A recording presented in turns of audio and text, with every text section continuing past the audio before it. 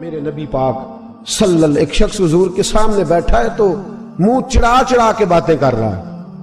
کچھ لوگ نقلیں اتارتے ہیں، اور بزرگوں کی نقل اتارنا اور بزرگوں کی توہین کرنا یہ رب کو سب سے ناپسندیدہ فعل ہے. توہین کے انداز میں نقل اتارنا. تو کہتے ہیں منہ چڑا چڑا کے باتیں کر رہے تھے. میرے حبیب نے فرمایا نہ ایسے کر، بڑے میٹھے انداز، کیوں اپنے منہ کو بگاڑ رہا، نہ کر. کہنے لگا جی ہے ہی ایسا. حضرت ابو ہریرہ فرماتے ہیں میں قریب بیٹھا تھا، حضور مسکرا رہے اور نہ کر ایسے. کہنے لگا جی یہ میرا منہ ہے ہی ایسا. فرماتے ہیں میں دیکھ رہا تھا حضور کے چہرے کا رنگ بدلا، آنکھوں میں جلال آیا. فرمایا اچھا جا پھر ایسا ہی ہو جائے، جا پھر ایسا ہی ہو جائے. کہتے ہیں میں نے دیکھا اس آدمی کا منہ بگڑ گیا. حضرت ابو ہریرہ فرماتے ہیں وہ رویا کرتا تھا مدینے کی گلیوں میں اور کہتا تھا کوئی مجھے معافی لے دو، لیکن گرا جو ان کی نگاہ سے وہ سنبھل نہیں سکتا. گرا جو ان کی نگاہ سے کبھی سنبھل نہیں سکتا. کوئی ایسا کام نہ کرے، کوئی ایسا کام نہ کرے کوئی بھی جس سے حدیث صحیح میں موجود ہے بنی اسرائیل کے ایک شخص نے اپنی ماں سے بد دعا لی تھی اور عابد زاہد تھا، لیکن ماں کا نافرمان تھا. تو اماں نے کہا جا مرنے سے پہلے تو آزمائش میں مبتلا ہو جائے. رب کی خفیہ تدبیر سے ڈرنا چاہیے. تو مرنے سے پہلے ایسی آزمائش میں ڈال گیا کہ ایک بری عورت نے الزام لگا دیا. لگا الزام، لیکن زمانے میں رسوائی چاروں جانب ہو گئی. تو لوگ آ کے کہتے تھے تیرے ساتھ کیا بنا؟ کہتا کچھ بھی نہیں، میری اماں نے میرے لیے بد دعا کی تھی، اس کا رنگ دیکھ رہا ہے. کیوں میں نے ستایا اپنی ماں کو؟ توبہ کر، دعائیں لیا کریں زندگی میں. بد دعاؤں والے کام ہم تو 1 منٹ لگاتے ہیں بد دعا لینے میں، 1 منٹ لگاتے، 1 منٹ.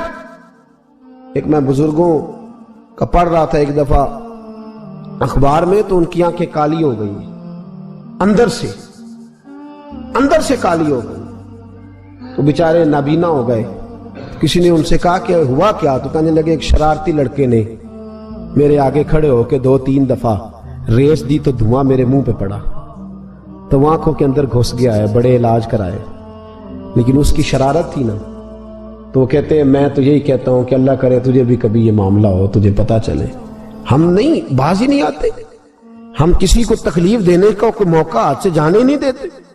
میرے عزیزو یاد رکھو، ڈھونڈا کرو کہاں کہاں کس کس کو ستا بیٹھے، کس کس کی توہین کر بیٹھے، کہاں کہاں ہم نے لوگوں کے بد دعائیں اکٹھی کی. بد دعائیں پیچھا کرتی ہیں، جس طرح دعا پیچھا کرتی ہے بد دعا بھی پیچھا کرتی ہے.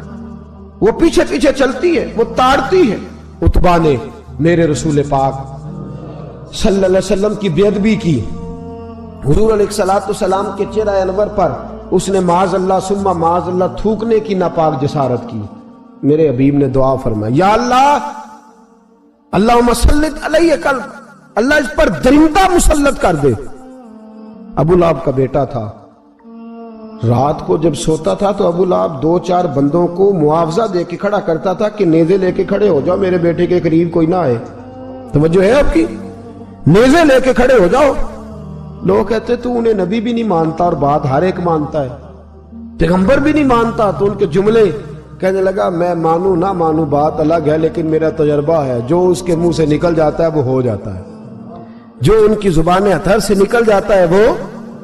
ایک سفر پہ جا رہے تھے، قیام کرنا تھا، سونا تھا، 4 پائیاں لگی چاروں جانب. تو بیچ میں ابو لہب نے اپنے بیٹے کی 4 پائی لگائی، بیچ میں. جاگ رہے ہیں آپ لوگ؟ ارد گرد دوسرے لوگ سوئے، بیچ میں. اور لوگ کہنے لگے تو پاگل ہو گیا ہے، اگر کوئی شیر آئے گا تو باقیوں کو نہیں کاٹے گا، صرف اس کو کاٹے گا. کہنے لگا بد دعا تو اس کے لیے ہوئی ہے، دعائے ضرر تو اس کو ملی ہے، اسی پہ مسلط ہوگا. شیر آیا رات کے اندھیرے میں، لوگ تھکے ہوئے تھے. ایک بندہ جاگ رہا تھا، وہ کہتا ہے اس نے سب کے منہ سونگے لیکن کسی کو اس نے تکلیف سونگتے سونگتے عتبہ تک آیا. اور لفظوں کا فرق دیکھیے گا، آیا ہے، چیرا ہے، پھاڑا ہے، ٹکڑے کیے، حصے بکھرے کیے، لیکن ایک بوٹی بھی نہیں کھائی. مار دیا، چہرہ بگاڑ دیا، وجود کاٹ دیا، چلا گیا قتل کر کے، کھایا نہیں ایک لقمہ بھی اس کے وجود. بھائی درندے پھاڑنے آتے ہیں کہ کھانے آتے ہیں؟ وہ کھایا نہیں، پھاڑ کے چلا گیا. تو لوگ سویرے پوچھنے لگے صحابہ سے کہ ماجرا کیا ہے؟ تو گویا صحابہ زبان حال سے کہہ رہے تھے گستاخ کا گوشت گندا ہوتا ہے، جانور بھی نہیں کھایا کرتے، گندا ہوتا ہے۔ یہ ہے میت کسی بے ادب کی، منہ دکھانے کے قابل نہیں ہے، ان کے دشمن پہ لعنت خدا کی، وہ رحم پانے کے قابل نہیں ہے۔ میرے رسول پاک صلی اللہ علیہ وسلم کی زبان اطہر سے اگر کبھی کسی شخص کے لیے ایسا جملہ نکل گیا تو پھر اس نے بھی اس کا پیچھا کیا، لیکن میرے حبیب نے دعائیں ہی دی ہیں۔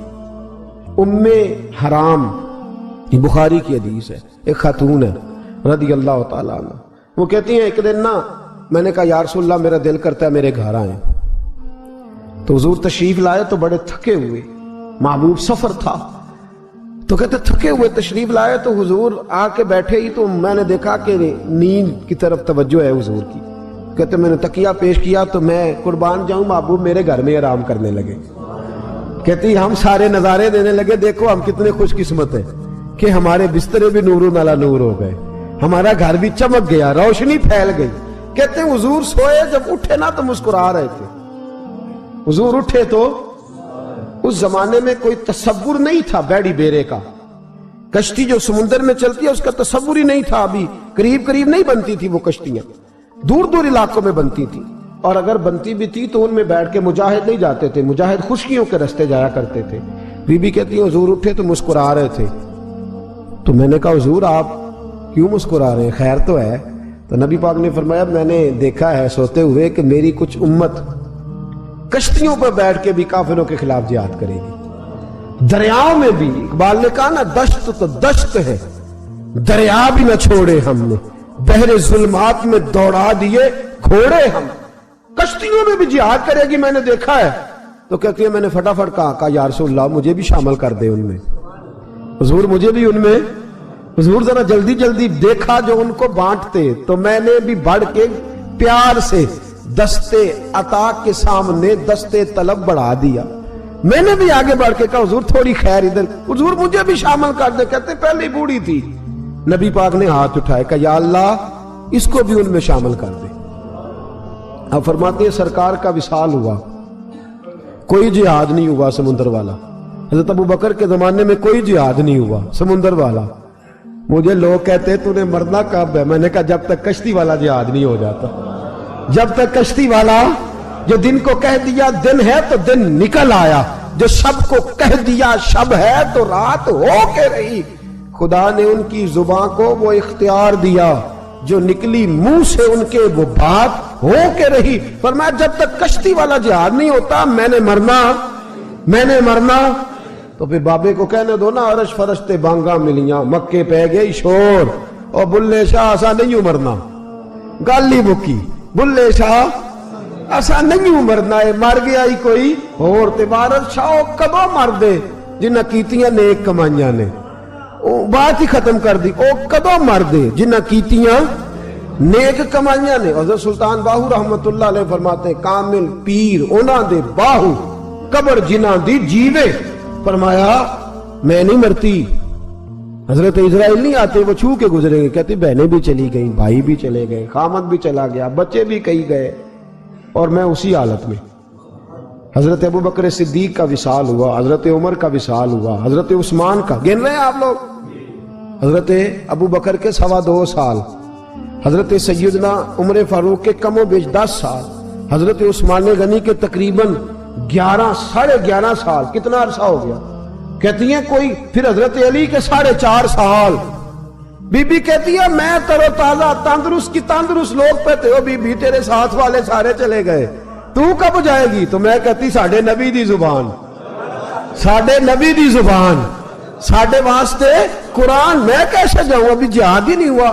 کہتے ہیں خلفائے راشدین نے پردہ کیا، حضرت امیر معاویہ کا دور آیا، اور حضرت امیر معاویہ نے قسطنطنیہ کے لیے جب مجاہد بھیجے تو سمندر کا رستہ تھا، کہتی ہیں جب سواریاں جانے لگی تو کہنے لگے کچھ بیویوں کی بھی ضرورت ہے کھانا پکانے کے لیے، کہتی ہے میں ہاتھ بھی کھڑا کرتی رہی، درود بھی پڑھتی رہی، اور محمد کی صداقت پر شکر بھی ادا کرتی رہی۔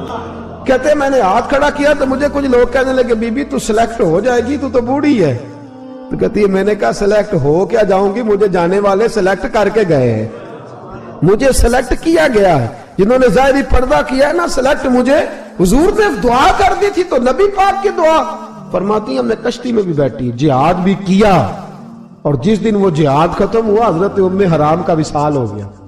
تو لوگوں سے پوچھتے بی بی چلی گئی؟ کہنے لگے ہاں، مصطفیٰ کا کیا ہوا وعدہ جو پورا ہو گیا ہے، میرے محبوب نے جس کو دعا دے دی، میرے رسول کریم نے جس کے لیے دعا